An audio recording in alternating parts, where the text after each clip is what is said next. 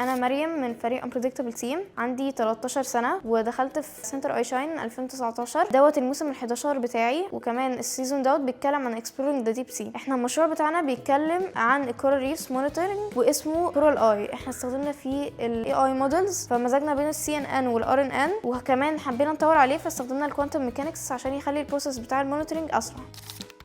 احنا في الفريق دوت بقالنا 6 سنين، شاركنا بعض نجاحات كتيره، منها ان احنا اول موسم تشالنج خدنا فيه رابع جمهوريه روبوت ديزاين، والموسم اللي بعده خدنا اول جمهوريه روبوت ديزاين. خدنا برضو في روبوت باريد خدنا فيها اول جمهوريه، وروبو ارت خدنا فيها تاني جمهوريه مرتين. ان شاء الله الموسم دوت هناخد تشامبيونز.